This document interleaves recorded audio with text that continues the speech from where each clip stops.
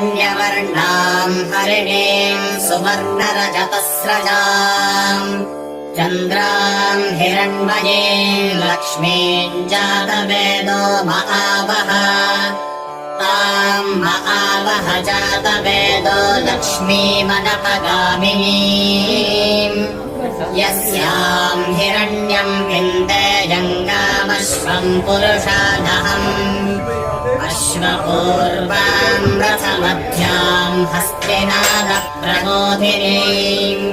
श्रियम् देवीमुपह्वये श्रीर्मा देवीर्जुषताम् ताम् सोऽस्मिताम् हिरण्यप्राकारामार्द्राम् ज्वलन्तीम् तृप्ताम् तर्पयन्ते पद्मे स्थिताम् पद्मवर्णाम् तामिहोपह्वये श्रियम् चन्द्राम् प्रभासा यशसा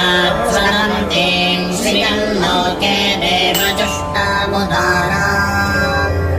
ताम् पद्मिनीमीम् शरणमहम् प्रपद्ये लक्ष्मीर्मे नश्यताम् त्वाम् वृणे आदित्यवर्णे तपसोऽधिजातो वनस्पतिस्तव वृक्षोऽथ बिल्वः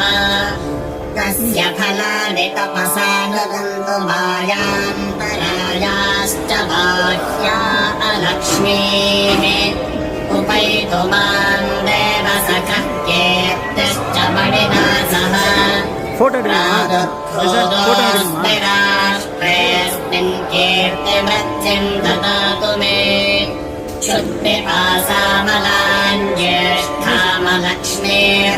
क्षुद्धिपासामलाञ्ज्येष्ठामलक्ष्मीर्नाशयाम्यहम् अभूतिमसमृद्धिम् च सर्वान् निर्मद मे गृहात्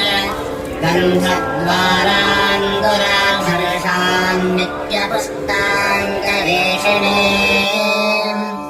ईश्वरीम् सर्वभूतानाम् तामिहोपह्वये श्रियम्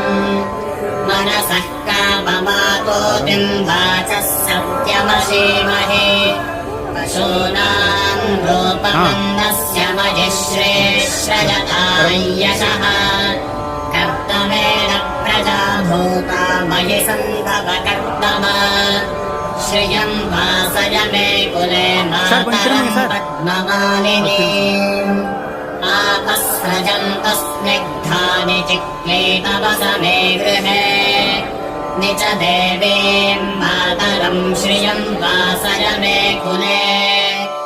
आर्द्राम् पुष्करिणीम् पुष्टिम् पिङ्गलाम् पद्ममालिनीम्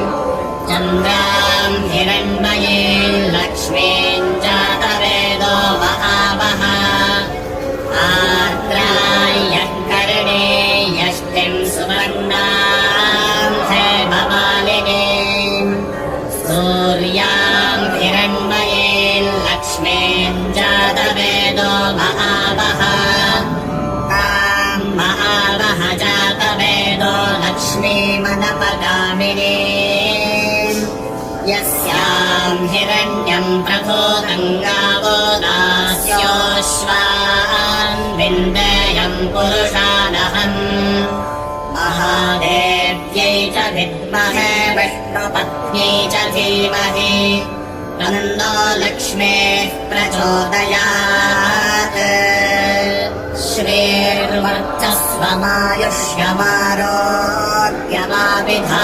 श्रीर्वर्चस्वमायुष्यमारोग्यमाविधाच्छोभमानम् महीयते धान्यम् धनम् पशुम् बहुपुत्रलाभम् शतसंवत्सरम् दीर्घमायुः